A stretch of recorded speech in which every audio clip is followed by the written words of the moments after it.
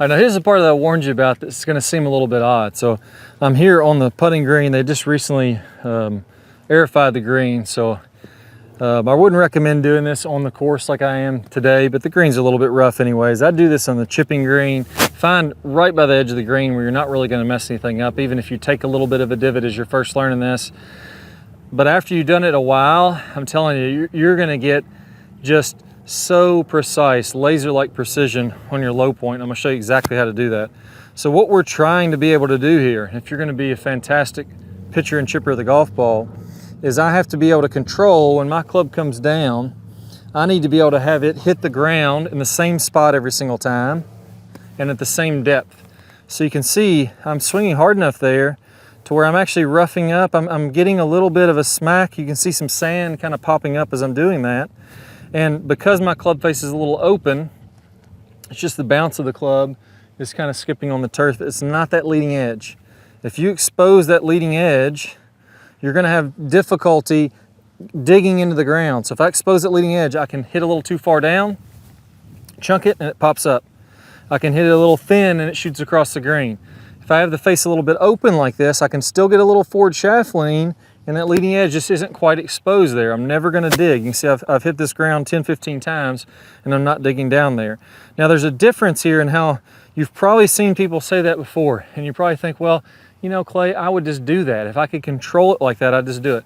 I'm gonna show you the technique that makes that possible. What you wanna do is almost feel like you focus on your left shoulder, almost feel like you have a little reverse pivot. So as I come back, I'm almost leaning left as I'm going my backswing. I'm gonna exaggerate so you can see that, and then you'll notice I'm doing that a very small amount in my normal swing. So here I'm leaning left, and then as I come through, I'm falling a little bit back, and as I fall back, my hips extend, so I'm not doing this. That's the death move. I'm keeping my chest down. That's the death move for chipping. I'm doing this. I'm leaning left, and as I fall back, now my body's moving back, my hips are moving forward. My hips are toward the target because I've rotated. And because I'm falling back a little bit, that controls my club from digging in the ground. I can feel like I'm throwing this thing in the ground as hard as I want to, but as long as I come back this way, what happens is that left shoulder rises, and I feel like I couldn't chunk this thing if I wanted to, because as I fall this way, it just levels it out. It's like taking this club, imagine I was gonna drop it into the ground like this. So I have the club here, and I'm just gonna let this thing fall into the turf. But what happens when I lift my hand up?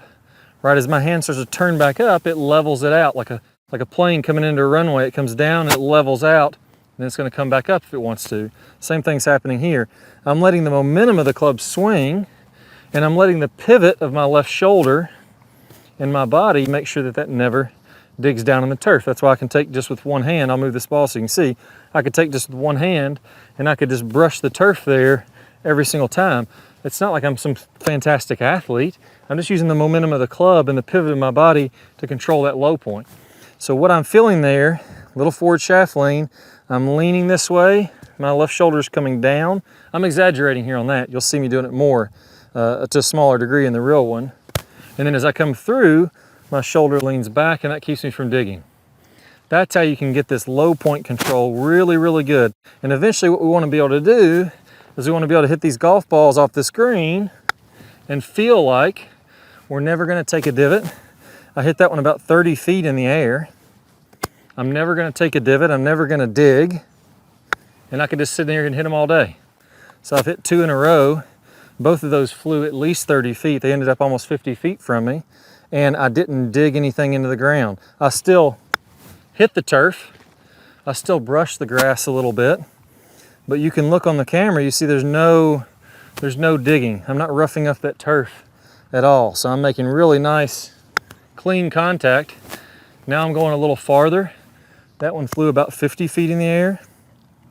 And I'm gonna go even farther than that here and make a little harder swing just to show you can ramp this up and go faster and faster once you get it down.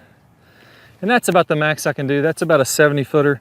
That was just a little tiny bit thin there, but even for this drill, that would be pushing it. So I really just want to do this, feeling that momentum of the club, and just practice by hitting little 5 and 10 foot chips like that. Now here's the way you get your precision in on it. What's gonna happen is if you go straight to the turf, you're gonna get a little bit nervous. You're gonna feel like you don't wanna dig down in there and you're gonna pick it up, or you're not gonna have that pivot down yet and it's gonna wanna dig on you. You're gonna chunk it one time and you're gonna wanna quit this drill. Here's how you wanna start with a bucket of sand. And I'll be honest with you, most people aren't gonna do what I say here. And most people aren't gonna get the success that you get if you do what I say here. But if you take the time to do this every day, or at least 7 times, I would say, here's how it's gonna happen.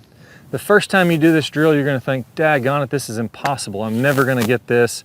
This is so hard. I don't know what Clay's talking about. I can't feel the pivot. I can't feel my left shoulder. I can't feel the momentum of the club. It's really, really tough.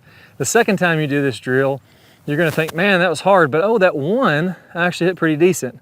By the third time you do this drill, and the fourth and the fifth, it's gonna start to feel pretty good. By the 6th and 7th time, it's gonna feel just completely natural, like you can just brush this turf every single time. It's not gonna be that hard for you. But if you quit after the first one, you're never gonna get to the good stuff. So here's what I wanna feel.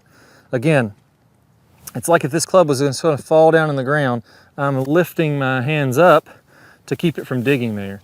I'm doing that by letting my shoulder come down. You watch a lot of great pictures of the golf ball. They're gonna look like they're leaning a little left, and then as they come through, they're falling back this way, away from the target. So I'm gonna set up a little pile of sand about 1 inch tall here. And what I wanna do is I just wanna clip the very top portion of that sand. So I've hit that sand now, and I've made 2 swings. I barely touched it that time. 3 swings, I'm just clipping little grains of sand off there. I missed it that time. But I'm gonna keep on going, and I'm just gonna fast forward here until all this sand's gone. Right, and I've rushed it now down to where all the sand pile's gone and there's nothing left. I'm gonna see how many strikes I can make with 1 inch tall pile of sand until I get down to the bottom. And if I can get 4, 5, or 6 little swipes where I just take a little bit of sand off and a little bit more sand off, a little bit more sand off, then I'm really controlling the low point. Now, you don't have to do that very much, 15, 20 swings, and you'll be surprised how much better of a feel you have for this. And again, 2, 3, 4 days in a row, and now all of a sudden you have a really good feel to where you can just kind of pick it every single time.